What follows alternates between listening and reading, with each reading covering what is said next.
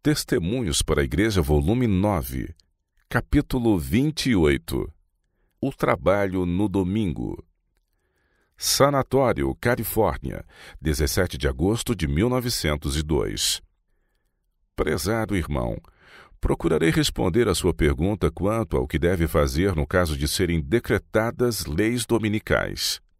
A luz que me foi dada pelo Senhor numa ocasião em que esperávamos justamente essa crise, que parece estar se aproximando agora, foi que quando o povo fosse compelido à observância do domingo, os adventistas do sétimo dia mostrassem prudência, deixando seu trabalho comum nesse dia e dedicando-se a atividades missionárias.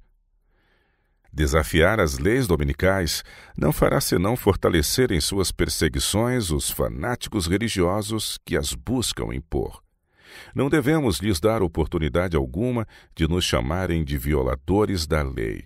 Se tiverem de refrear unicamente indivíduos que não temam a Deus nem aos homens, em breve isso perderá para eles a novidade, e verão que não lhes é coerente nem proveitoso serem estritos quanto à observância do domingo. Prossigamos com o nosso trabalho missionário de Bíblia na mão, e o inimigo há de ver que derrotou sua própria causa. Ninguém receberá o sinal da besta pelo fato de mostrar que compreende a sabedoria de manter a paz mediante a abstenção de trabalho que constitua delito, fazendo ao mesmo tempo uma obra da mais elevada importância. Se dedicarmos o domingo à atividade missionária, o chicote será arrebatado das mãos dos fanáticos arbitrários, que se teriam deitado em humilhar os adventistas do sétimo dia. Ao verem que nos domingos nos empenhamos em visitar o povo e abrir perante eles as Escrituras, é inútil procurar impedir nossa obra fazendo leis dominicais. O domingo pode ser empregado para desenvolver vários ramos de trabalho que muito farão em proveito do Senhor.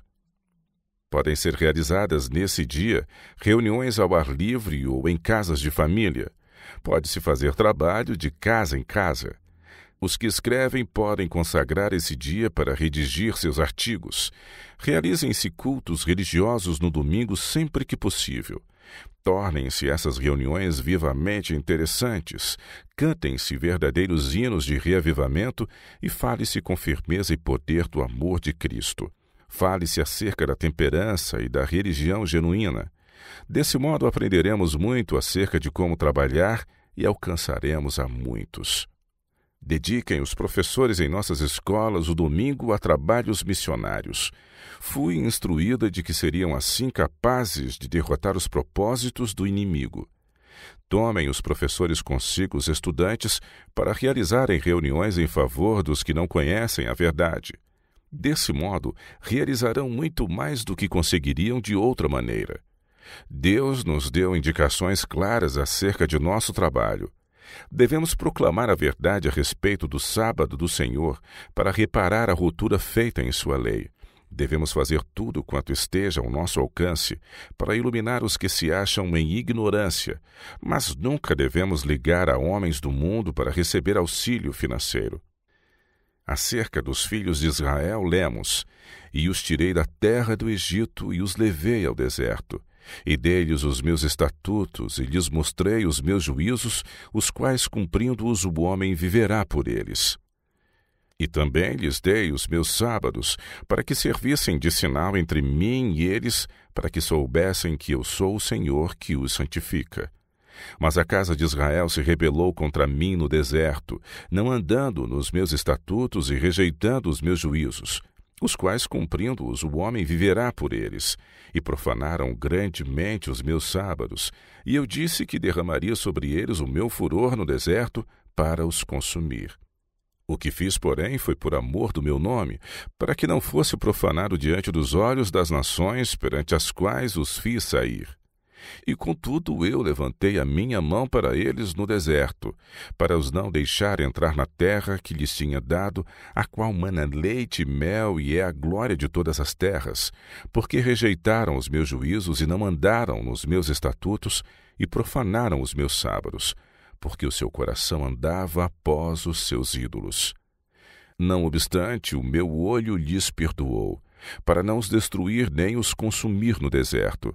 Mas disse eu a seus filhos no deserto: não andeis nos estatutos de vossos pais, nem guardeis os seus juízos, nem vos contamineis com os seus ídolos. Eu sou o Senhor vosso Deus. Andai nos meus estatutos e guardai os meus juízos e executai-os. E santificai os meus sábados, e servirão de sinal entre mim e vós, para que saibais que eu sou o Senhor vosso Deus. Ezequiel 20, versos de 10 a 20. O sábado é a prova do Senhor, e homem algum, seja ele rei, sacerdote ou governador, está autorizado a interpor-se entre Deus e o ser humano. Os que procuram servir de consciência para seus semelhantes colocam-se acima de Deus. Os que se acham sob a influência de uma religião falsa, que observam um dia de descanso espúrio, rejeitarão a mais positiva evidência acerca do verdadeiro sábado. Procurarão obrigar os homens a obedecer às leis de sua própria criação, leis que são diretamente opostas à lei de Deus.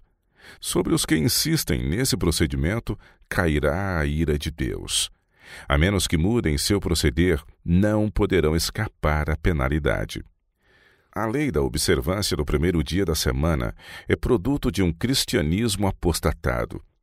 O domingo é filho do papado, entretanto é exaltado pelo mundo cristão acima do sagrado dia de repouso de Deus. Em caso algum lhe deve o povo de Deus prestar homenagem. Mas desejo que compreendam que se provocam oposição quando Deus deseja que a evitem, não estão cumprindo a sua vontade. Desse modo despertam um preconceito tão implacável que será impossível proclamar a verdade. Não façamos no domingo demonstrações de desacato à lei. Se isso ocorrer num lugar e formos humilhados, a mesma coisa poderá ocorrer noutro lugar. Podemos servir-nos do domingo para levar avante um trabalho que testifique de Cristo. Devemos fazer o melhor possível trabalhando com toda a mansidão e humildade. Cristo advertiu os seus discípulos relativamente ao que haveriam de encontrar em seu trabalho como evangelistas. Ele sabia quais seriam seus sofrimentos, quais as provações e dificuldades que seriam chamados a suportar. Não lhes queria ocultar o conhecimento acerca do que teriam que enfrentar, a fim de que as dificuldades vindo inesperadamente não lhes abalassem a fé. Eu vou-lo disse agora, antes que aconteça, para que, quando acontecer, vós acrediteis, disse ele. Com a vinda das aflições, sua fé deveria fortalecer-se e não debilitar-se. Haveriam então de dizer uns aos outros: ele nos disse que isso haveria de vir, e o que devemos fazer para resistir. Eis, disse Cristo, que vos envio como ovelhas ao meio de lobos. Portanto, sede prudentes como as serpentes e simples como as pombas. E odiados de todos sereis por causa do meu nome, mas aquele que perseverar até ao fim será salvo. Mateus 10, 16 e 22. Odiaram a Cristo sem causa. É então maravilha que odeiem os que trazem seu sinal, que fazem seu serviço? São considerados a escória da terra. Quando, pois, vos perseguirem nesta cidade, fugi para outra. Não é vontade de Deus que a vida de vocês seja descuidadamente sacrificada. Em verdade vos digo que não acabareis de percorrer as cidades de Israel sem que venha o Filho do Homem. Mateus 10, 23. Tem que ser dada ao povo a verdade direta, positiva. Mas essa verdade deve ser apresentada no Espírito de Cristo. Devemos ser como ovelhas no meio de lobos. Os que não querem, por amor de Cristo, observar as advertências por ele dadas, e não querem exercer paciência nem domínio próprio, perderão preciosas oportunidades de trabalhar para o Mestre. O Senhor não deu ao seu povo a obra de fazer críticas contra os que estão transgredindo sua lei.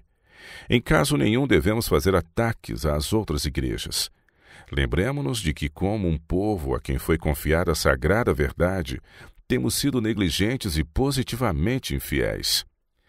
A obra tem se limitado a alguns poucos centros, até que o povo se tornasse endurecido para com o Evangelho. É difícil fazer impressão sobre os que tanto ouviram acerca da verdade e, contudo, a rejeitaram. Tudo isso agora se acha contra nós. Se tivéssemos feito esforços fervorosos para alcançar os que, uma vez convertidos, seriam uma fiel representação do que a presente verdade faz pelos seres humanos, quanto mais avançada não estaria nossa obra agora. Não é direito que alguns poucos lugares tenham todas as vantagens, enquanto outros são negligenciados. Em nossa escola de Avondale, perto de Currambong, na Austrália, surgiu para ser resolvida a questão do trabalho aos domingos. Parecia que o cerco logo seria estabelecido tão apertadamente ao redor de nós que não mais poderíamos trabalhar aos domingos. Nossa escola estava situada no coração das matas, longe de qualquer vila ou estação de estrada de ferro. Ninguém morava bastante perto de nós para que fosse perturbado de qualquer modo por qualquer coisa que pudéssemos fazer. Contudo, éramos observados. Os funcionários do governo foram instados a inspecionar nossa propriedade e vieram. Poderiam ter visto muita coisa se houvessem desejado processar-nos, mas não apareceram para observar os que estavam a trabalhar.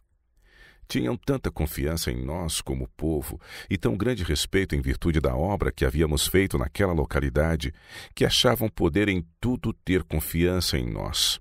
Muitos reconheciam a circunstância de que todo o povo da localidade havia sido transformado desde que ali chegáramos. Uma senhora que não era observadora do sábado disse-nos: "A senhora não me há de acreditar se eu a informar plenamente acerca da transformação efetuada nesta localidade, em resultado da vinda de vocês para cá, estabelecendo uma escola e realizando essas pequenas reuniões."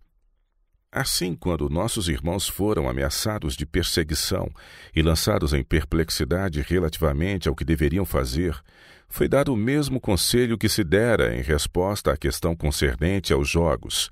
Eu disse: empreguem o domingo para fazer trabalho missionário para Deus. Os professores devem acompanhar os alunos. Eles podem tomar a direção da mata, assim chamávamos a região pouco povoada do sertão, onde as casas se encontram às vezes à distância de 2 ou 3 quilômetros uma da outra, e visitar o povo em suas casas. Essas pessoas devem ficar sabendo que vocês estão interessados na sua salvação. Assim fizeram e, como resultado, foram eles mesmos grandemente beneficiados, capacitando-se para ajudar igualmente a outros.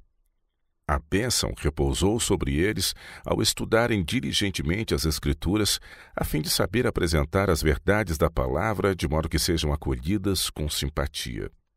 20 de agosto de 1903. Em certa ocasião, os dirigentes de nossa escola em Avondale me perguntaram: que faremos? Os oficiais da lei foram incumbidos de prender os que estiverem trabalhando no domingo. Respondi: será muito fácil fugir dessa dificuldade.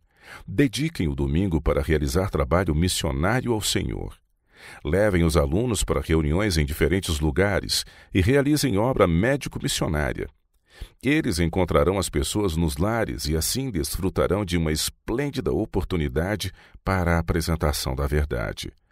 Uma tal forma de uso do domingo será sempre aceitável ao Senhor.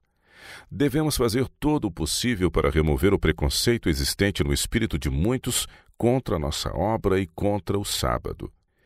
Ensinemos o povo a conformar-se em todas as coisas com as leis de seu estado, quando assim podem fazer sem entrar em conflito com a lei de Deus.